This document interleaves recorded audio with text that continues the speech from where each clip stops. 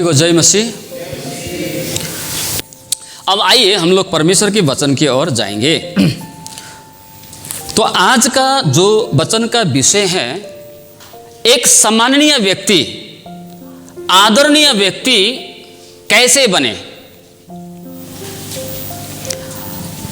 हमें सम्माननीय व्यक्ति बनना है और ये आदरणीय व्यक्ति, सम्माननीय व्यक्ति, माननीय व्यक्ति है ना, बनने के लिए एक दिन का काम नहीं है। किसी को आदरणीय बोलकर संबोधन करने से ही वो व्यक्ति आदरणीय नहीं हो जाता है।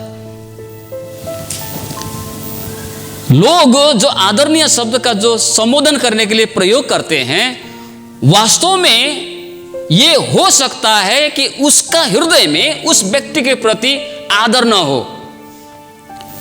तो सच में, हकीकत में, सच्चाई में, वास्तविकता में हम आदरणीय कैसे बन सकते हैं। जहां पर हम रहते हैं, हम एक कलीसिया में रहते हैं, एक समाज में रहते हैं, एक गांव में रहते हैं, या कि कोई भी जगह पर हम रहते हैं, जाते हैं, तो लोग हमें सिर्फ मुंह से, जैसा कहता है ना, जैसे इजरायली लोग भी परमेश्वर को क्या करते थे, मुंह से खाली आदर करता था। प्रभु ने क्या बोला, ये जाति मेरा आदर सिर्फ मुंह से करता है, लेकिन इनका हृदय जो है मुझसे दूर है। तो सच में परमेश्वर चाहता है कि हम आदरणीय जीवन जिए।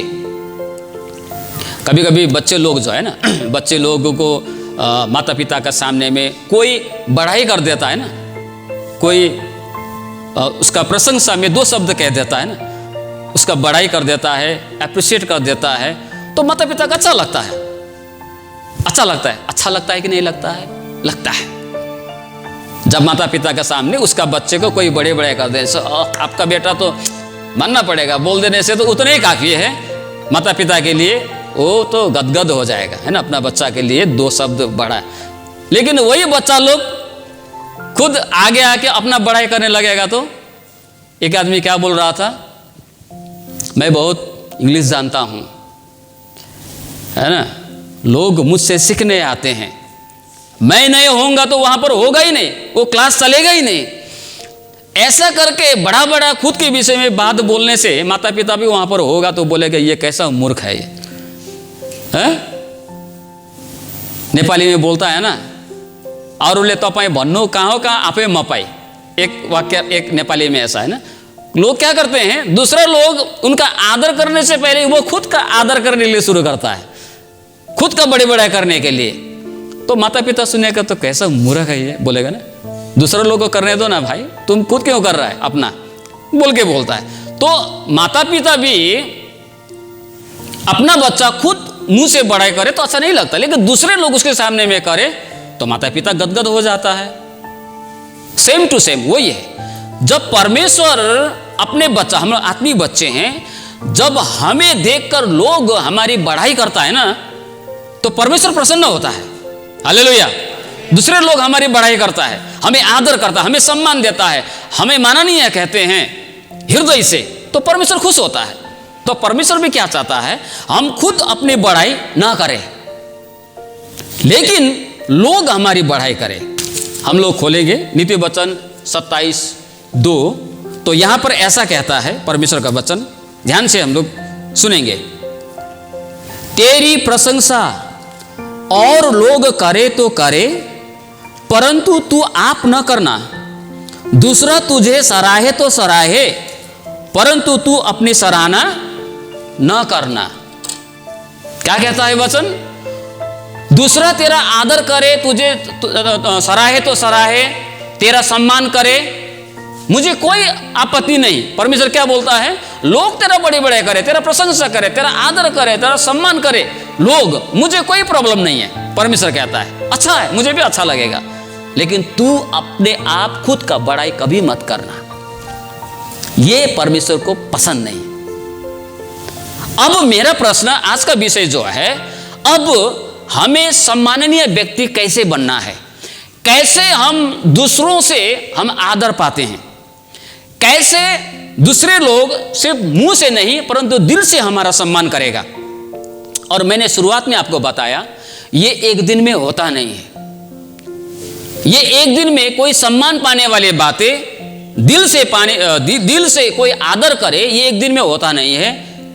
तो आज पतरस उसी बात को हमको बताता है। तो हम लोग पत्री को खोलेंगे। पहला पत्रुस 2 अध्याय का 11 से लेकर 17 तक पाठ किया, लेकिन मैं सिर्फ एक भाग को पढ़ूंगा, वो है 11-12।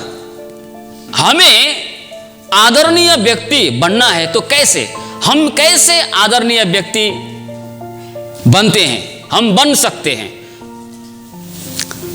हम जब बाइबल में देखते हैं,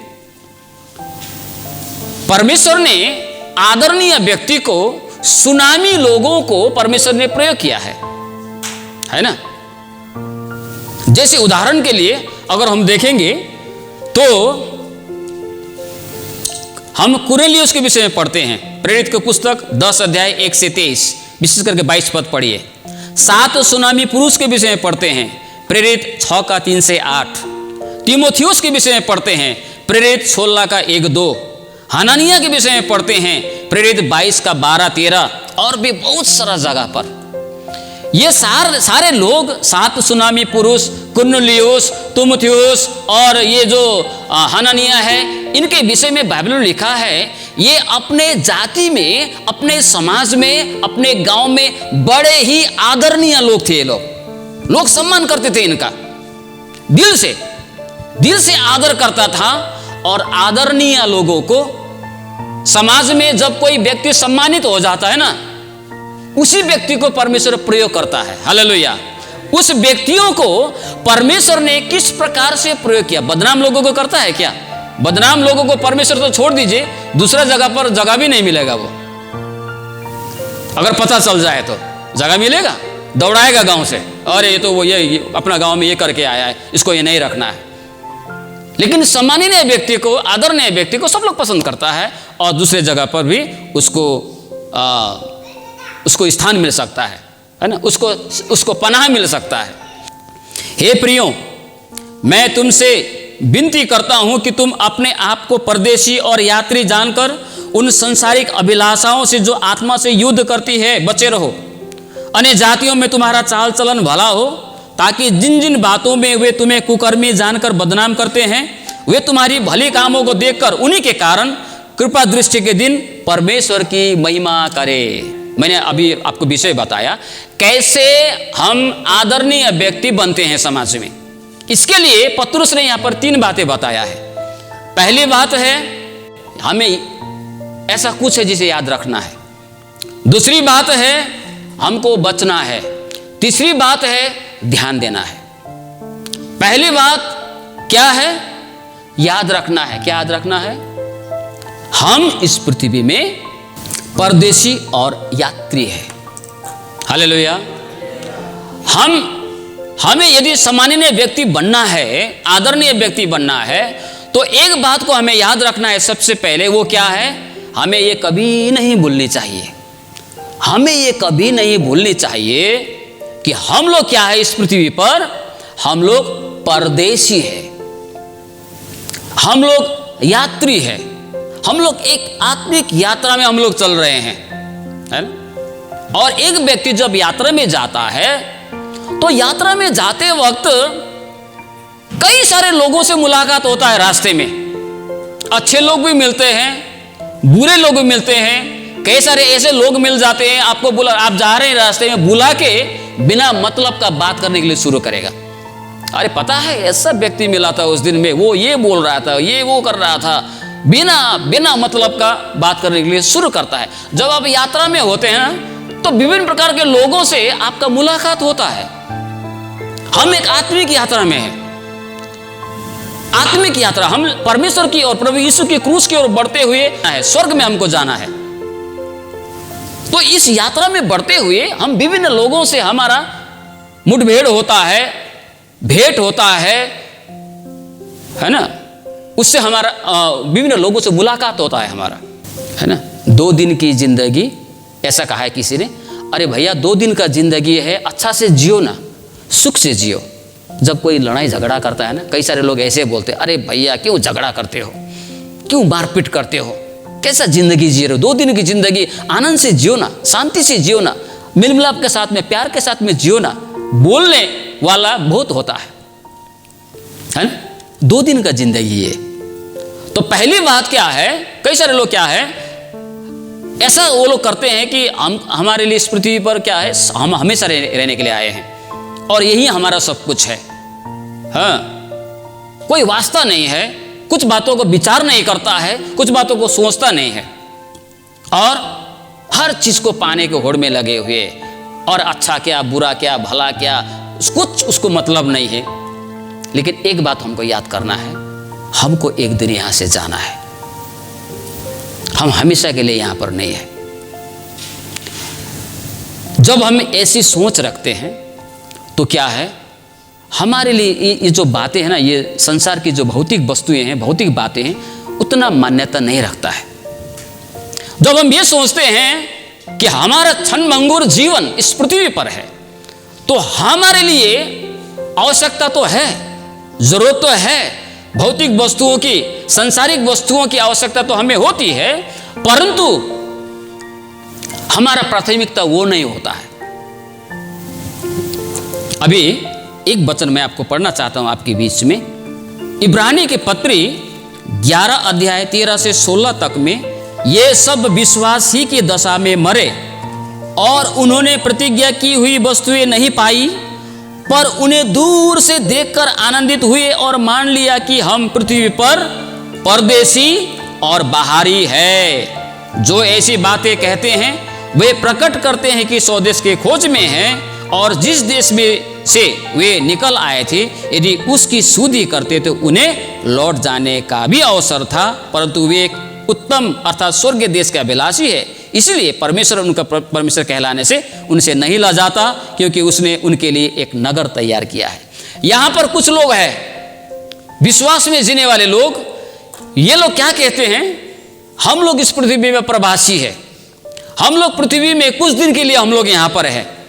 जो ऐसा सोचते हैं ना, ऐसा बोलते हैं ना, वो एक देश की खोज में रहते हैं। एक देश है, प्रभु ने क्या बोला, यूहन्ना 14:1 में, 2 में क्या बोला, 1-2 में वहां पर कहता है, तुम्हारा मन व्याकुल न हो, तुमने परमेश्वर पर भरोसा रखा है, मुझ पर भी भरोसा रखो, मैं तुम्हारे लिए घर तैयार करने के लिए जाता हूं। वहां पर नीचे कई सारी बातें और भी लिखा है ना। एक घर है हमारे लिए, एक स्वदेश है जहां पर हमको जाना है। हम इस देश में प्रवासी हैं। ये लोग एक उत्तम देश को देख रहे थे। ये लोग का विश्वास था कि एक दिन हमको इससे उत्तम देश, उत्तम जगह पर हमको जाना है, और ऐसे लोगों के लिए परमेश्वर बोलता है, मैं उनका परमेश्वर हूं, नहीं लजाता। हालेलुया। परमेश्वर जब मनुष्य रूप में, जैसे अभी लोग क्रिसमस मना रहे हैं, प्रभु यीशु मसीह जब संसार में थे तो उन्होंने क्या बोला, वहां पर 17 अध्याय 14 से 16 में क्या बोला सुसमाचार यूहन्ना, वहां पर बोलता है, जैसे हम इस संसार के नहीं वैसे ये लोग भी संसार के नहीं है। हम लोग संसार में रहते हैं, लेकिन संसार में रहते हुए भी हमें संसार के चीजों से, संसार का बन के नहीं रहना है। संसार में है परंतु संसार का बन के नहीं रहना है। तो पहली बात क्या है, हमें याद रखना है कि हम लोग इस संसार में, हम लोग क्या है, हम लोग परदेशी है, हम लोग प्रवासी है, हम लोग एक यात्रा में है ना। और जब कोई व्यक्ति यात्रा में होता है, कोई यात्रा में जाता है, तो उसके लिए बहुत सारे चीजों को लेकर वो चलता नहीं है। उसके पास में जो जरूरत की सामान होता है, जो जरूरत की चीजें, उसे वही होता है उसके पास में। पूरा घर लेके जाता है कोई यात्रा में नहीं, जितना पैसा है घर का सब लेके जाता है नहीं, जितना जो है सब नहीं, उतना उसके लिए वो प्राथमिकता नहीं होता है, उसको छोड़ के एक यात्रा में निकला होता है। मेरा कहने का मतलब है, हम भी आत्मिक यात्रा में एक प्रवासी है, हम लोग आत्मिक यात्रा में है, हम बढ़ रहे हैं प्रभु में आगे, प्रभु की मार्ग पर हम लोग बढ़ रहे हैं। तो हमारे लिए भी इस मूसा इजरायलियों के समान वो संसार की जो भौतिक वस्तुएं हैं वो हमारी प्राथमिकता नहीं होनी चाहिए। अगर इसके पीछे हम लोग लग गए, है ना, हम लोग संसार के वस्तु के पीछे में लग गए हैं, पैसे के पीछे दौड़ना है, संसार को शानो शौकत ख्याति प्राप्त करने के लिए, और क्या क्या है, बहुत सारे बातें हैं, उनके पीछे हम लोग अगर लगने के लिए आरंभ करेगा तो हम लोग क्या होगा, एक दिन हम लोगों की नज़र में गिर जाएंगे। हमारा जो सम्मान है वो कभी नहीं कर पाएगा, भले मुंह से कहे, लेकिन उनके लिए हमारा हृदय में सम्मान नहीं होगा। और परमेश्वर भी वही कहता है।